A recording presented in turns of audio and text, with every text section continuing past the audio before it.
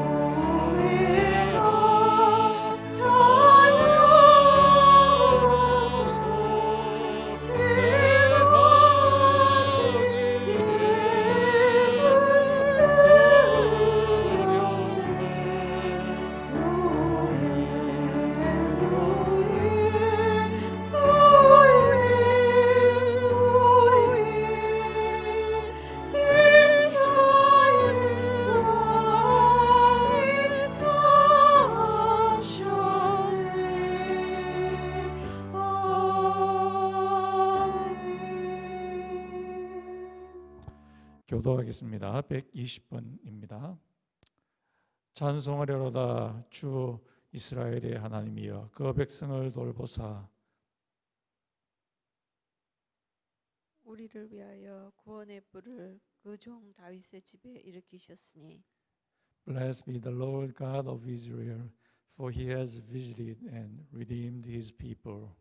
and has raised up a horn of salvation for us in the house of his servant David. 이것은 주께서 예로부터 거룩한 선지자의 입으로 말씀하신 바와 같이 우리 원수에게서와 우리를 미워하는 모든 자의 손에서 구원하시는 일이라. as he spoke by the mouth of his holy prophets from of old. That we should be saved from our enemies and from the hand of all who hate us. 우리 조상을 긍휼히 여기시며 그 거룩한 언약을 기억하셨으니 곧 우리 조상 아브라함에게 하신 맹세라.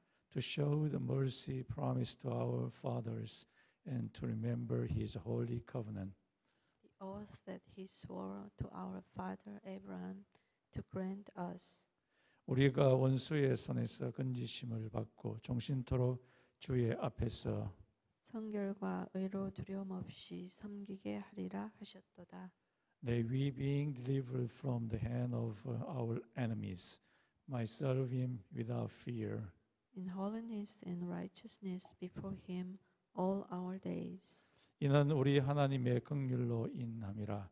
이로써 돋는 해가 위로부터 우리에게 임하여 어둠과 죽음의 그늘에 앉은 자에게 비치고 우리 발을 평강의 길로 인도하시리로다. because of the tender mercy of our God, whereby the sunrise shall visit us from on high. To give light to those who sit in darkness and in the shadow of death, to guide our feet into the way of peace. 그러므로 주께서 친히 징조를 너희에게 주실 것이라. 보라, 처녀가 잉태하여 아들을 낳을 것이요 그의 이름을 임마누엘이라 하리라. Therefore the Lord himself will give you a sign. Behold, the virgin shall conceive and bear a son, and shall call him name Emmanuel. 아멘. 다 같이 사도신경으로 우리 신앙을 고백하겠습니다.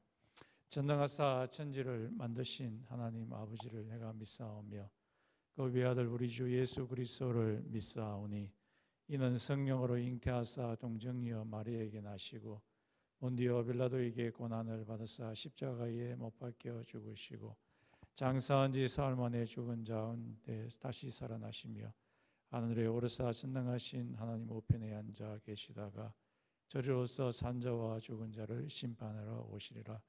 성령을 믿사오며 거룩한 공회와 성도가 서로 교통하는 것과 죄를 사하여 주시는 것과 몸이 다시 사는 것과 영원히 사는 것을 믿사옵나이다.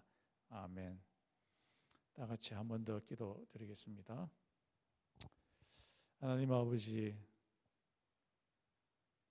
지난 한 주간도 저희들을 주의 자비와 주의 손아귀 속에서 우리를 지켜주시고 인도해 주셨음을 감사드립니다. 하나님 아버지, 이 시간 우리의 죄를 토설합니다. 알고 지은 죄, 모르고 지은 죄, 하나님의 마음을 아프게 했던 모든 죄들을 토설하오니 하나님 아버지, 우리의 죄를 용서해 주시옵시고 또한 우리에게 해를 입히는 그 자들을 용서할 수 있는 그 마음도 주시옵소서.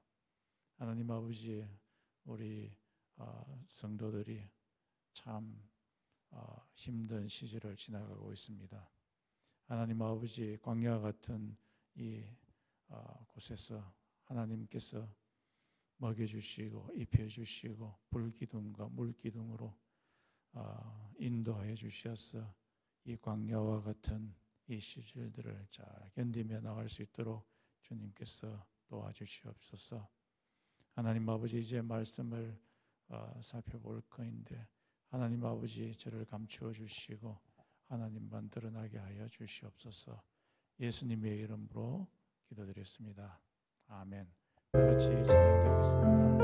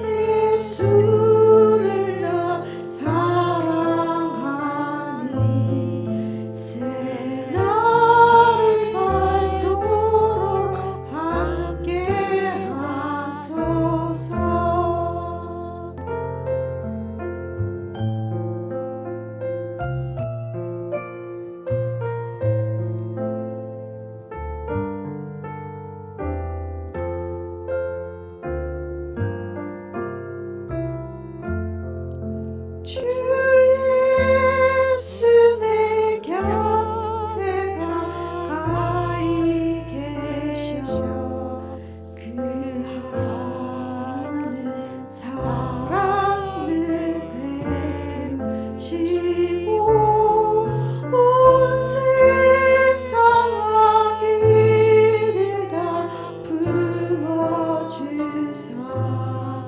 주만의 안겨 살게 하소서.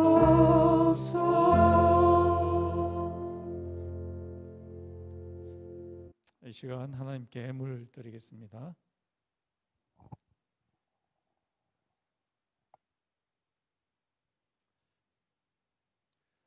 한 번 더 기도드리겠습니다. 하나님 아버지 감사합니다.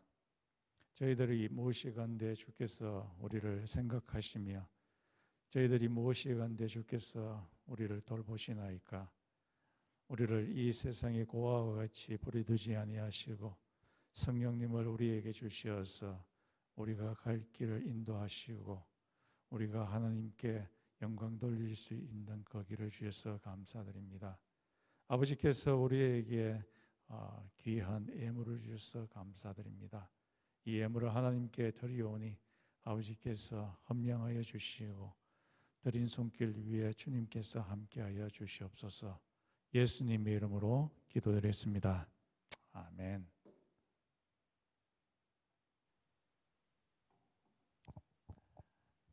예, 오늘 말씀은 성육신에 대한 것입니다. 누가복음 1장 26절에서 38절까지 말씀입니다. 다 같이 한번 읽겠습니다. 누가복음 1장 26절에서 38절까지 말씀입니다.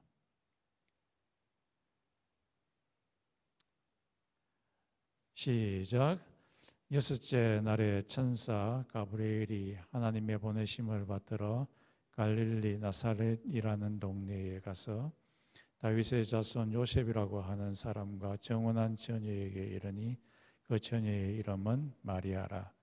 그에게 들어가 가로되 은혜를 받은 자여 평안할지어다 주께서 너와 함께 하시도다 하니 처녀가 그 말을 듣고 놀라 이런 인사가 어찌함인고 생각하며 천사가 일러 가로되 마리아여 무서워 말라 내가 하나님께 은혜를 얻었느니라.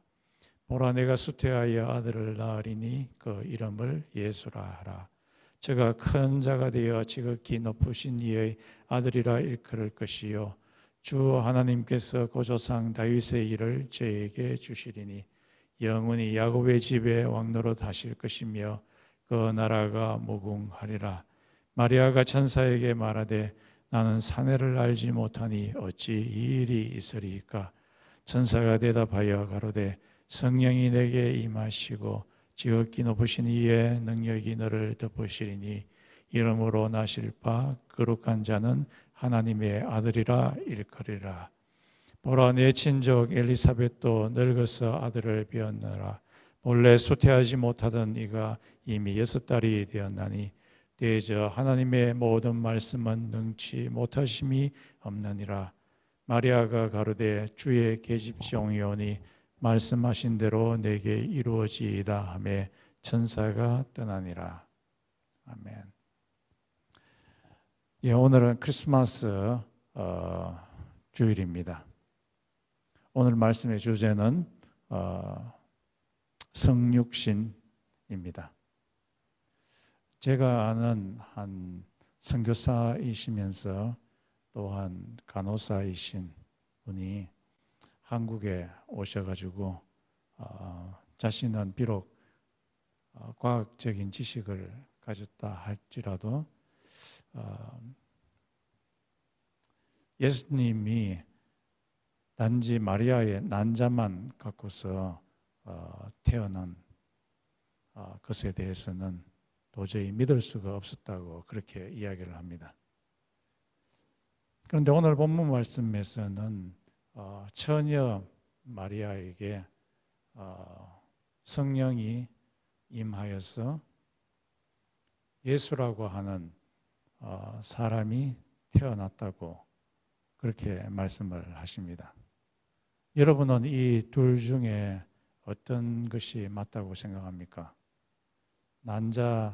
난자만으로서 사람이 태어날 수 있다고 생각을 하십니까? 아니면 성령이 마리아의 난자에 임하면은 사람이 태어날 수 있다고 생각하십니까?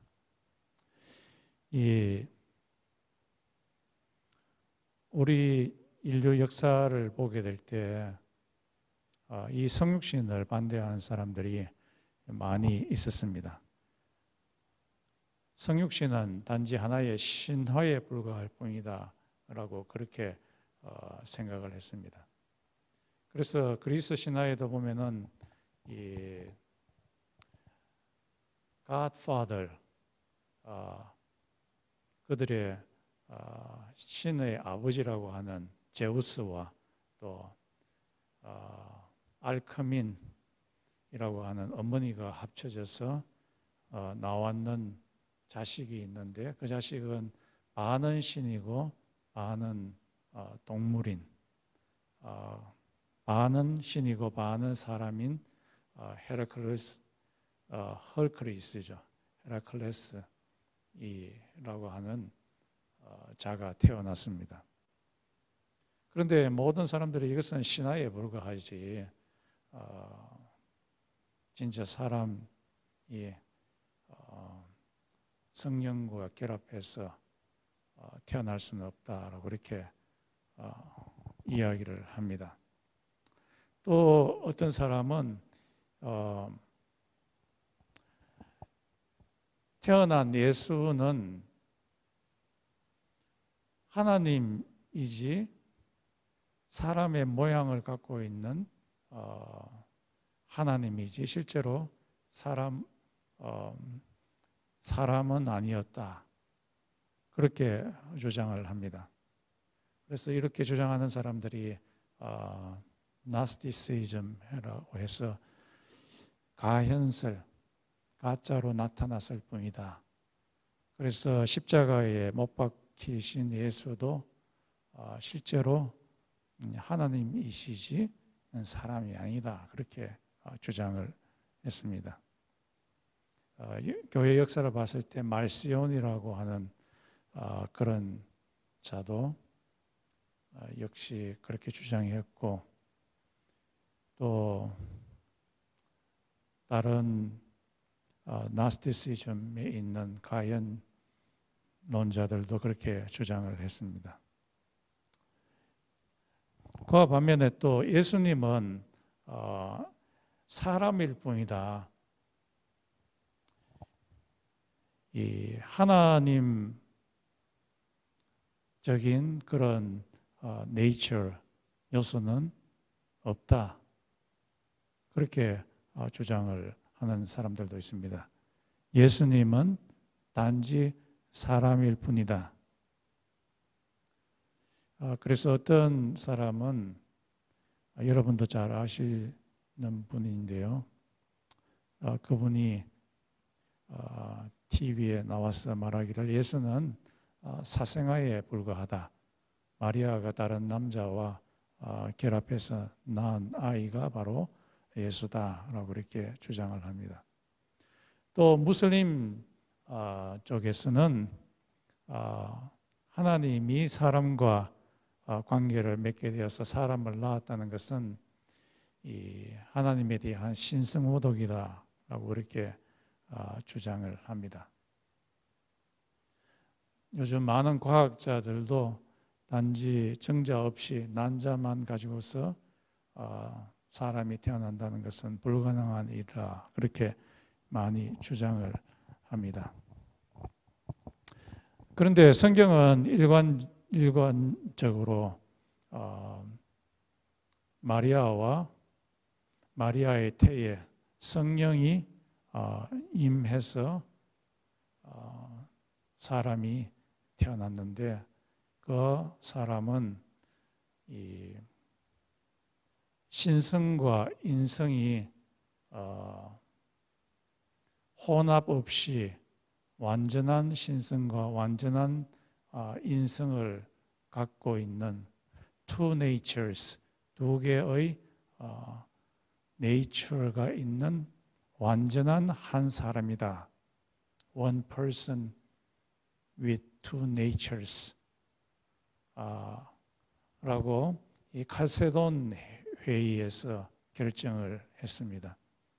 교회 역사에 봤을 때에 예수님이 죽고 나서 제가 언급했던 여러 이단들이 나와서 계속해서 예수의 인성과 신성 그것을 부인하고 단지 한 사람일 뿐이다, 단지 하나님일 뿐이다 라고 이야기를 해서 교회가 굉장히 혼란 가운데 있게 되었을 때에 교회 공동체가 칼세돈에 모여서 결정을 했습니다. 예수님은 two natures, 인성과 신성이 완전한 인성과 신성이 혼합 없이 존재하는 한 인격체이다. One person이라고 결정을 했습니다. 이것이 이렇게 결정한 사람들이 성령의 인도하심을 받은 교회의 지도자들이 그렇게 결정을 했습니다. 그래서 이 성육신은 확실한 것입니다. 오늘 이 성육신의 문제들에 대해서 하나님께서 해결해 주시는 그 모습을 볼 수가 있습니다. 첫 번째는 이 마리아의 문제를 하나님이 해결해 주셨습니다. 마리아는 그 당시에 한 12살에서 13살 정도 되는 한 여자 중학생 정도의 나이 아이였습니다. 이 아이가 약혼을 했는데 요셉이라고 하는 청년과 약혼을 했습니다. 이 요셉은 한 18살 정도 되는 청년이었습니다. 양가 부모가 함께 모여서 이 약혼식을 치르고 약혼을 했습니다. 이 약혼을 한 후에 1년 후에 그 미시나 법에 의하면은 결혼식을 하도록 되어 있었습니다. 그래서 결혼식 할 때는 이 양가 친척 부모들이 다 모여가지고 결혼식을 하게 되는데요. 이 결혼식까지 1년 동안에는 이 약혼한 이 남자와 여자는 각자 자기 부모 집에서 살도록 되어 있었습니다. 그래서 마리아는 자기의 친정집에 떨어져 있었고, 그리고 이 신랑 되는 요셉은 자기 아빠 엄마 집에 머물러 있었습니다. 이 미시나 법에 의하면은 이 1년 동안에는 비록 약혼을 했지만은 관계를 맺지 못하도록 그렇게 법으로 규정이 되어 있었습니다. 이런 와중에 한 천사가 이 마리아에게 나타나서 말합니다. 너가 지금 임신해 있다. 그 말을 들었을 때에 이 마리아가 깜짝 놀랐어요. 나는 사내를 알지 못하는 자인데 어떻게 내가 임신을 하게 되었습니까? 그리고 또 무엇보다도 문제는 신명기 말씀에 의하면은 이 약혼한 이 처녀가 임신했다는 그 소식을 접하게 되면은 동네 사람들이 돌을 갖고 와서 부정한 자라고 이 여자를 돌로 쳐 죽이는 그런 일이 법으로 되어 있었습니다. 그래서 깜짝 놀라가지고 어찌 내게 이런 일이 일어나게 됩니까? 라고 마리아가 천사에게 말했을 때 이 천사가 말하기를 하늘에 있는 성령께서 너와 함께 있으므로 네가 아들을 낳게 될 것이다. 그리고 그 아들의 이름은 예수라 할 거다. 그렇게 이야기를 했습니다. 그때 비록 마리아는 나이는 어렸지만은 이 하나님의 설득에 넘어갔습니다. 그렇지.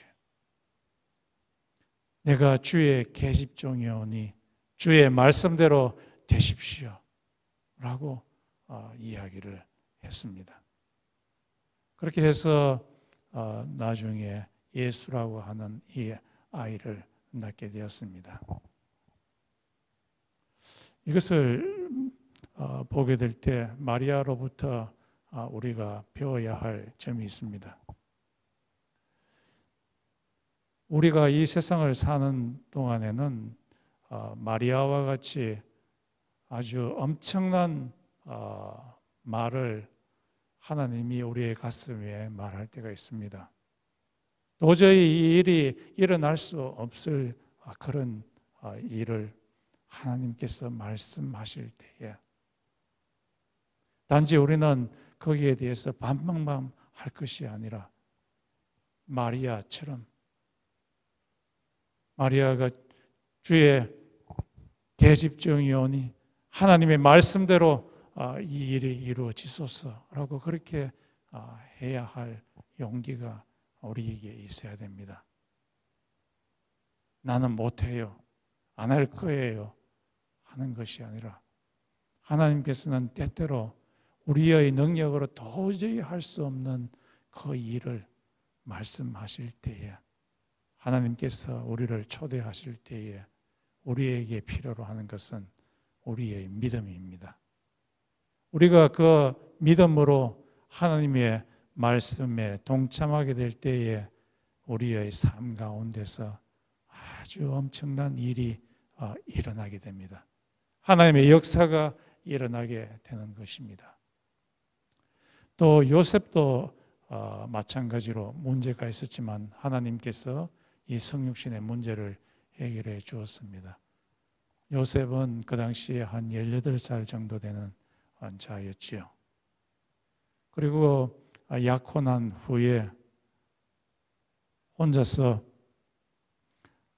자기의 부모님 집에 머물러 있었는데 어느 날 갑자기 가브리엘 천사가 와서 너의 아내 될 사람 마리아가 지금 임신했다. 그 말 들었을 때 이 요셉의 마음에서는 미움과 질투와 시기와 하여튼 막 그의 마음속에 화가 치밀어 올랐을 것입니다. 아니 나는 이 마리아를 만난 적도 지금 없는데 어떻게 나의 아내가 될 사람이 지금 임신을 했는가? 그렇다면은 이 마리아는 다른 사내 아이와 결합해서 생기는 그 아이가 아닌가? 그 마음 속에서는 막 화가 치밀어 올랐습니다만은 그러나 주의 사자가 그를 설득을 했습니다. 저 하늘에 있는 하나님의 영 성령이 마리아의 태에 임하여서 아이가 생긴다. 그 아이의 이름을 예수라 하라. 성령의 감동을 받았는 이 요셉은 이 주의 말씀을 그의 가슴 속에 간직하고 이 성육신 되는 것은 하나님의 뜻이구나. 성령으로 만들어지는 하나님의 뜻이구나 하는 것을 알게 되었습니다. 또 문제가 생긴 것은 이 헤롯 대왕입니다. 이 헤롯 대왕은 정통 이스라엘의 왕이 아니고 로마 황제가 심겨 놓는 분봉왕 왕이었습니다. 정통 왕은 다윗 계통, 솔로몬 계통으로 내려오는 그 왕이었는데, 그런데 이 이스라엘과 유다가 바벨론에 의해서 멸망당하고 나서 왕위가 완전히 끊어졌습니다. 그때 등장한 이 왕이 이 헤롯 대왕입니다. 이 헤롯 대왕이 이스라엘을 지배하고 있을 때 동방박사 세 사람이 와가지고 별을 보니까 메시아라고 하는 왕이 이 이스라엘에 태어났다. 그렇게 이야기하니까 헤롯 대왕이 깜짝 놀라는 거예요. 아니, 쿠데타가 일어나서 나를 뒤집어 엎고 새로운 왕이 나타난다고 그는 두려워했습니다. 그래서 이 헤롯 대왕은 생각하기를 이 메시아라고 한 왕을 다 죽여버려야 되겠다. 그러면서 동방박사에게 당신이 이 아이를 경배한 후에 돌아와서 내 아이에게 이야기해 주세요. 그런데 하나님께서 그의 관계를 아시고 디투어를 해서 자기 나라 땅으로 가게 했습니다. 그러자 이 헤롯 대왕이 2살 아래로 된 모든 남자아이들을 다 죽이라고 해서 이 예수님이 굉장히 위험한 상태에 있었지만 하나님께서 그를 이집트로 피신을 해서 이 성육신이 일어나게 했습니다. 이 성육신이 일어나게 된 것은 전적인 하나님의 프로텍션, 전적인 하나님의 가이던스가 있었기 때문에 이것은 가능한 일이었습니다. 하나님께서는 이 성육신이 일어나기 전에 구약에서 성육신이 일어날 준비를 미리 해 두셨습니다. 그것은 구약에서 예수님께서는 사람이 아닌 사람의 모양을 가진 하나님으로 나타나셨습니다. 그것이 그레이엄 콜이라고 하는 사람이 지은 책에 보면 아주 상세하게 나타납니다. 구약에 보면 이 아브라함에게 하나님이 나타나셔가지고 너의 자손을 통해서 수많은 별과 하늘에 있는 별과 같이 또 바다에 있는 모래와 같은 자손이 나타나게 될 것이다 라고 또 말씀하셨고, 또 사람의 모양으로 이 세 천사가 있는데 그 중에 한 사람은 주라고 그렇게 표현되어 있습니다. Lord. 그 분이 아브라함에게 이야기하기를 조금 있으면은 소돔과 고모라가 하나님의 심판에 의해서 불과 유황으로 멸망하게 될 것이다 라고 그렇게 말씀하셨습니다. 그 중에 한 사람, 사람처럼 생기셨던 그 분이 바로 예수님이셨습니다. 요한복음 5장 8장에 보면 예수님께서 말씀하시기를 아브라함이 나를 보고 기뻐했다라는 그 말을 할 때에 바리새인들이 예수님께 화를 내면서 너는 지금 아직 50도 안 되었는데 어떻게 네가 아브라함을 보았고 아브라함이 너로 인해서 기뻐했다고 하느냐 하면서 예수를 죽이려고 합니다. 그때 예수님께서 말씀하시기를 벌써 내가 그때 있었다라고 말씀하십니다. 세 천사 중에 한 사람인 롤드 주라고 했던 그분은 바로 예수님이셨습니다. 그러나 그때의 예수님은 하나님이시지 신성만 갖고 계신 분이었지 인성을 갖고 계시는 분은 아니었습니다.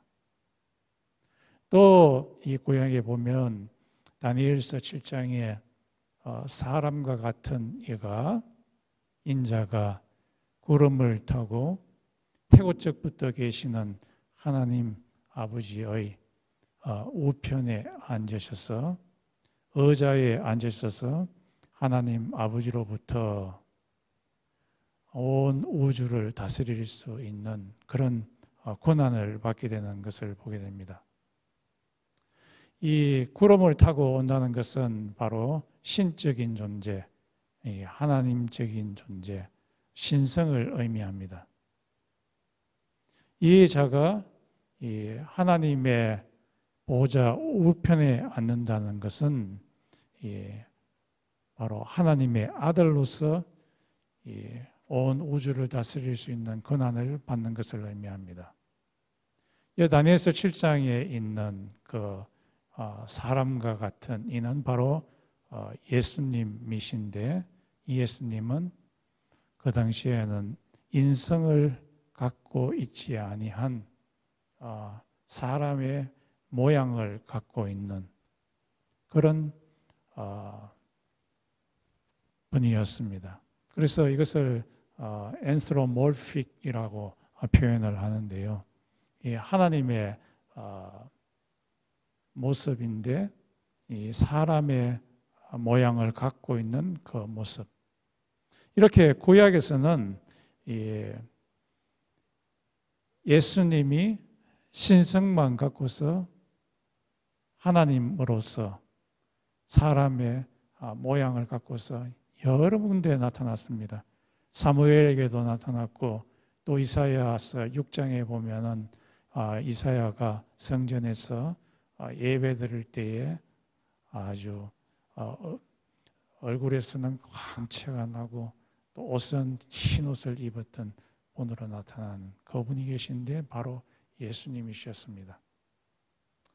이렇게 구약에서 예수님을 성육신 사람의 모양으로 나타나게 함으로써 구약에 있었던 그 예수님을 신약 전에 성육신을 위해서 미리 하나님께서 준비하셨습니다. 성령과 또 이 마리아의 태가 결합해서 신성과 인성을 갖고 있는 한 인격체가 태어난다는 것은 신비입니다. 그래서 디모데전서 3장 14절에서 16절에 바울이 말하기를 오 경건의 비밀이여 mystery of godliness 라고 말하면서 그 비밀이 무엇인가 바울이 설명을 합니다. 그것은 바로 예수님이 신성을 갖고 있는 자로 사람으로 태어났도다 라고 말씀합니다. 그래서 이것은 미스테리온, 굉장히 큰 신비입니다. 성육신은 우리의 인간의 이성으로서 이해할 수 없는 그런 신비입니다. 이 성육신을 예수님께서 하셔야만 하셨습니다. 왜냐하면 초월자 되신 하나님이 이 세상에 내재하셔야만 오셔야만 고장난 우리 인간과 또 이 자연을 고칠 수가 있기 때문입니다. 제가 며칠 전에 제 차가 고장이 났습니다. 그 고장난 아이템이 VVT라는 것인데요. 이 VVT는 차에 있는 엔진 오일을 조절하는 그런 밸브입니다.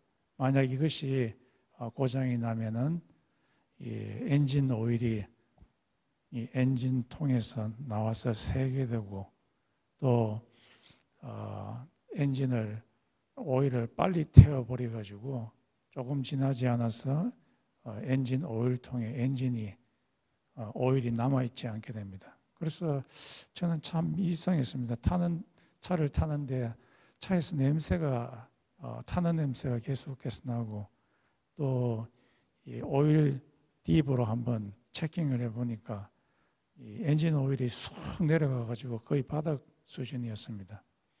그래서 제가 이것을 고치려고 여러 번 시도했지만 실패했습니다. 결국 타이어 플러스라고 하는 곳에 있는 전문가 미케닉한테 맡기고서야 그 문제가 해결이 되었습니다.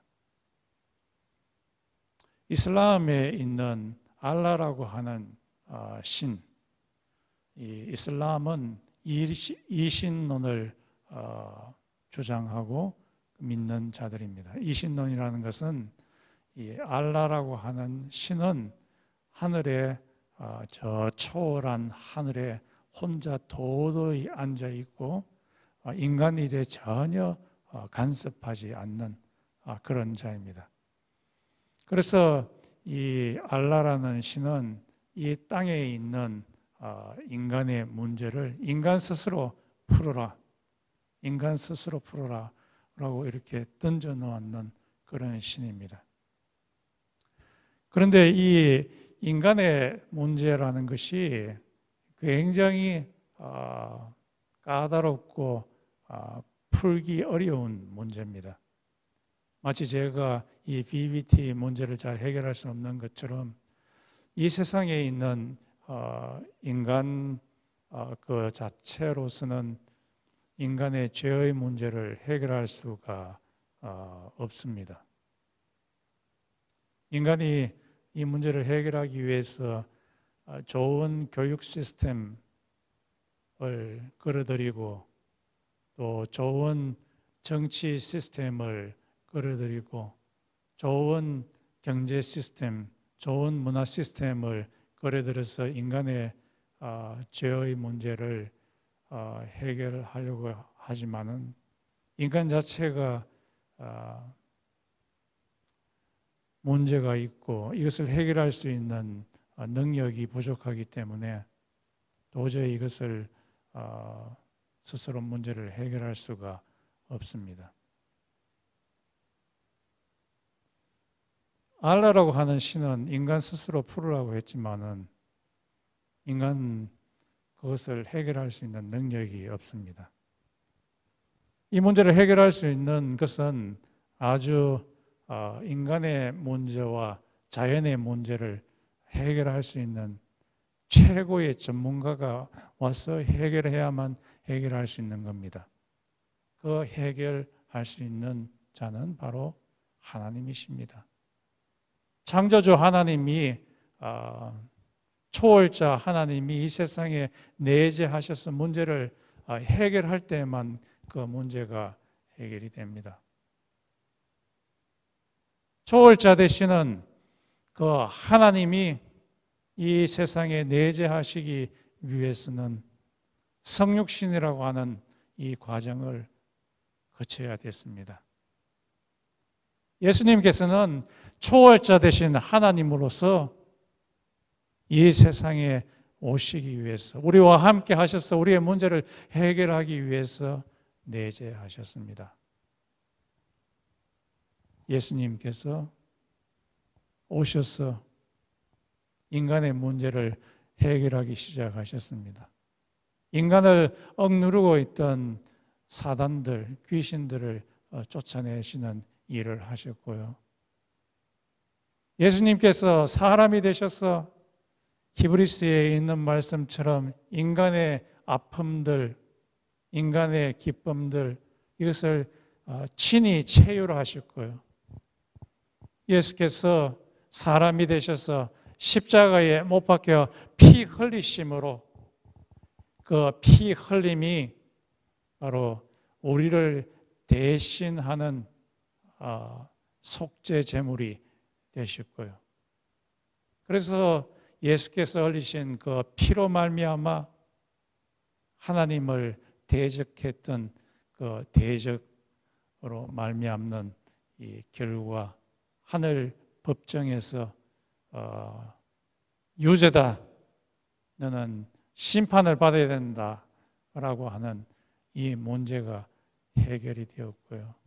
예수의 피로 말미암아 우리가 하나님의 언약 가운데 들어가서 하나님과 언약 관계에 들어가서 하나님이 우리의 아버지가 되고 아빠가 되고 하나님이 우리의 공급자가 되고 하나님이 우리의 문제의 해결자가 되어서 우리 인간 스스로의 힘으로써 정치적인 시스템으로 교육적인 시스템으로 해결하려고 했지만은 할 수 없었던 그 문제를 성육신 하신 하나님이시면서 동시에 인간인 예수님이 해결하셨습니다.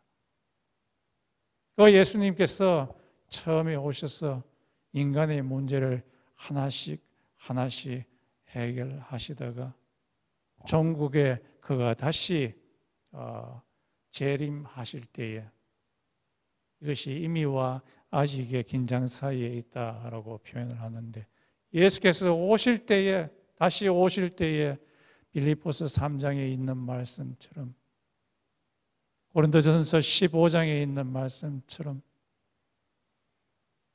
로마서 8장에 있는 말씀처럼 우리의 죽을 몸, 썩을 몸을 썩지 아니하는 몸으로 예수 그리스도의 부활체와 같은 그런 몸, 더 이상 모자라지 않고 죽지 아니하는 그런 몸으로 바꾸어 버릴 것이라고 말씀하고 있습니다. 우리의 문제, 우리 인간의 문제를 궁극적으로 해결하실 수 있는 분은 바로 성육신 하신 예수님이십니다. 지금 우리 자연은 미쳐서 날뛰고 있습니다. 며칠 전에 켄터키 주에서는 토네이도가 와가지고 온 집을 다 박살을 내고 사람을 100명 이상 죽였습니다. 그리고 이 플로리다에서는 허리케인이 와서 수많은 사람들을 휩쓸고 가고 집들을 휩쓸고 갑니다. 그리고 캘리포니아에서는 산불이 저절로 나가지고 온 산을 홀딱 다 태워버리고 사람들을 죽이기도 하고 모든 좋은 집들을 다 불태워버립니다.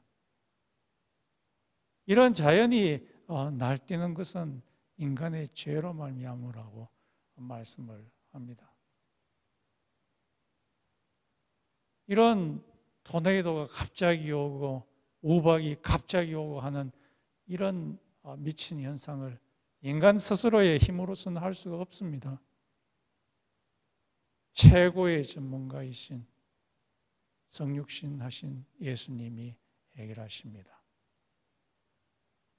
예수님이 다시 오시게 될 때에 새 하늘과 새 땅을 이 땅 가운데 임하게 하여서 더 이상 그곳에서는 날팀이 없는 그런 곳으로 만든다고 이야기하고 있습니다. 이 성육신은 우리에게 하나의 교훈을 주는데요, 그것은 우리가 미셔너리가 되라는 것입니다. 어떤 미셔너리냐? 빌립보서 2장에 있는 말씀처럼 예수님께서는 본래 하나님과 동등한 자이시다. 그러나 그는 동등함으로 취하지 아니하고 자기를 비워 사람이 되시고 성육신이 되시고 사람들과 함께 하고 사람의 어려움들을 돕고 사람들을 살리기 위해서 십자가까지 내려가신 그 자이다 라고 말씀을 하시면서 우리에게 요구하는 것도 우리들도 역시 성육신을 해야 된다. 예수님과 같은 정신을 가져야 된다. 라고 콜이라고 하는 사람이 이 성육신으로부터 우리에게 주는 교훈을 이야기를 합니다. 예수님이 하신 것처럼 우리들도 성육신을 해야 된다. 우리들도 낮아져야 한다. 높이려고 하지 말고 낮아져야 한다. 라고 말씀하십니다. 이 낮아져서 성육신을 할 때에 우리에게 꼭 필요한 것이 성령의 충만함입니다. 성령님은 예수님의 또 다른 자아입니다. 우리가 성령으로 충만해서 움직이게 될 때 성육신하신 그 예수님의 모습이 군데군데에서 나타나게 됩니다. 그래서 우리들이 사람을 만나기 전에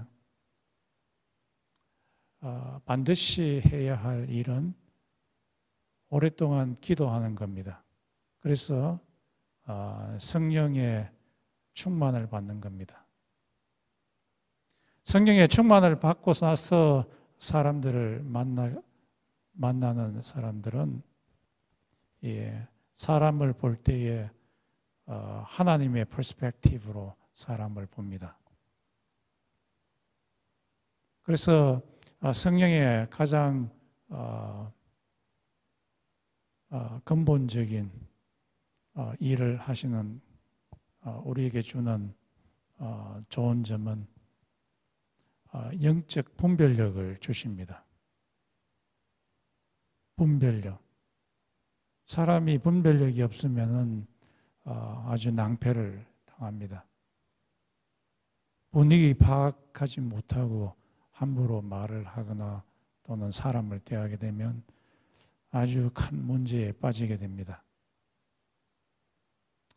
그러나 성령이 우리에게 주시는 것은 고린도전서 2장에 있듯이 영적인 분별력입니다. 우리가 성령의 충만함을 입고서 사람을 대하고 또 일을 대하게 될 때 영적인 분별력을 갖고서 행하게 됩니다. 성령 충만함을 받게 될 때 바로 예수의 모습으로 사람을 대하게 됩니다. 하나님께서는 오늘 하나님의 말씀을 통해서 우리들도 성령의 충만함을 받아서 우리의 삶 가운데 성육신하기를 원합니다. 예수께서 우리의 문제를 해결해 주었듯이 우리들도 역시 성령 충만함으로 예수의 영으로 사람들을 돕기를 원하십니다. 이 시간 우리 함께 기도하겠습니다. 우리의 이승은 너무 짧아서 예수님이 신성과 인성을 갖고 계신 한 인격체로 태어났다는 것을 잘 이해하지 못합니다. 이런 일은 영적으로서만 이해할 수가 있습니다. 성령님께서 우리의 마음 가운데 임재하셔서 역사하실 때에 성령께서 우리의 마음 가운데 역사하셔서 성육신에 일어날 수 있도록 그렇게 기도하시고요. 오늘은 예수님이 하늘 보좌에서 하나님이시지만 자기를 비워서 성육신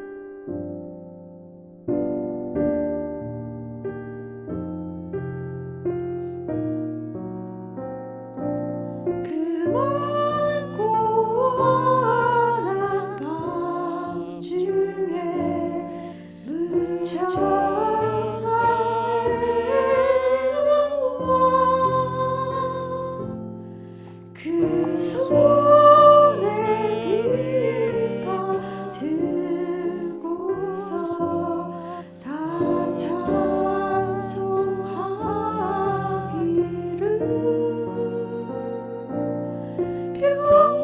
평강의 왕이 오시니 다 평안하여라.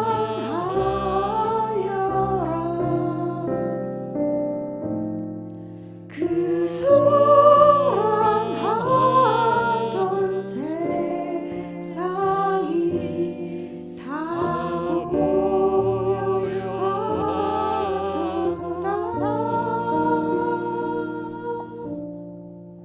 무천사 나에게 펴서 이 땅에 내려와 그대의 부른 노래가 또다시 들리니 이 슬픔 많은 세상에 큰 위로 넘치고 온 세상 기뻐 뛰놀며 다 찬송하도다.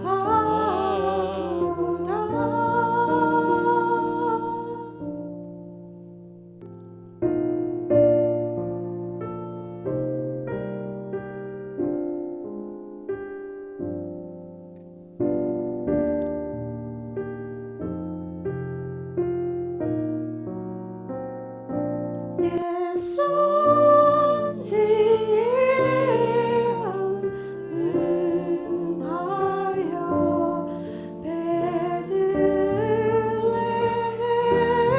성에 주 예수 탄생하시니 온 세상 구주라. 천천사 기를 노래를 또다시 부르니 온 세상 사는 사람들 다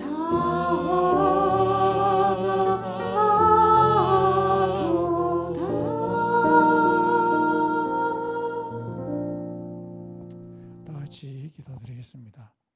지금은 우리 주 예수 그리스도의 은혜와 하나님 아버지의 극진하신 사랑과 성령의 교통하심이 성육신을 이해하고 성육신의 정신에 따라서 남들 아래로 내려가서 그들을 돕고자 하는 달라시 코너스톤 모든 성도들에게 있을지어다. 아멘.